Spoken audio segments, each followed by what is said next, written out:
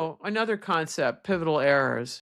If you make, we all make errors, but if you make a pivotal error, it's a term that I cooked up, probably based on somebody else's whatever that I don't even remember.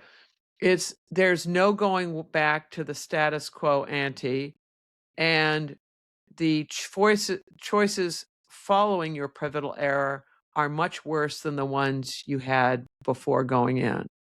So Japan's attack on Pearl Harbor, pivotal error, because they're in a world of hurt afterwards, and it's going to be much worse than before having done that. Vladimir Putin, if he had just kept with "I got Crimea" at no cost and quit right there, he would have gotten his Nord Stream 2 in and be making all kinds of money that way. It's over. He's made a pivotal error. There's just no going back. The choices going forward for Russians are worse and worse and worse. So good strategists try to avoid pivotal errors.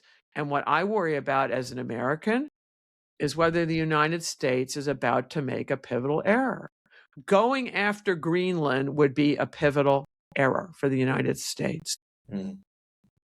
Okay, no, that's fair. But okay, just on the Sino-Russo dynamic, the thing that interests me is that the worse things get, the more desperate Putin becomes. Oh, yeah, he's on death ground. Another concept from Sun Tzu, death ground.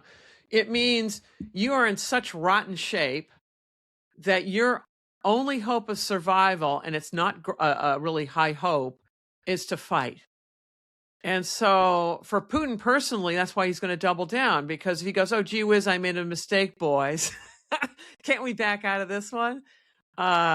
He's dead man, right? I would imagine. And so he's not going to do that, I believe. And I'm speculating, but I think I got pretty high odds on this one. But on all speculation, you make a hypothesis and then you keep examining it. And when the data suggests the hypothesis is wrong, by all means, change your hypothesis. So death ground's an important one. You can also flip death ground on Ukraine, because it's not just that if Ukraine capitulates, not only is Zelensky a dead man, but the Ukrainian people are dead people. The number of people who would be systematically murdered and their culture would be gone is huge. The culture affects everybody. And so if you do that to other people, you galvanize the most incredible opposing alliance, so that even a failed country can become a very competent adversary. And a previous example of that is Hitler with his genocidal plans that turns Russia, which was basically a failed state after all this collectivization and shooting the Soviet Union after shooting the general staff and other people, it turns them into a lethal adversary. And it galvanizes the alliance from hell that takes care of Adolf Hitler. So death ground, it's a good concept to play around and go who's on death ground and who's not. The Russian people are not on death ground, whereas Ukrainian people are.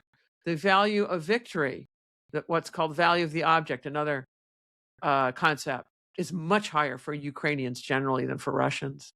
For Russians, it's like it'll be a feel-good moment if they could actually win whatever they define win in Ukraine is. But for Ukraine, it's existential. So they will never give up. And the Russians are just going to be, they're on a trajectory to wind up like North Korea, give it a generation or two.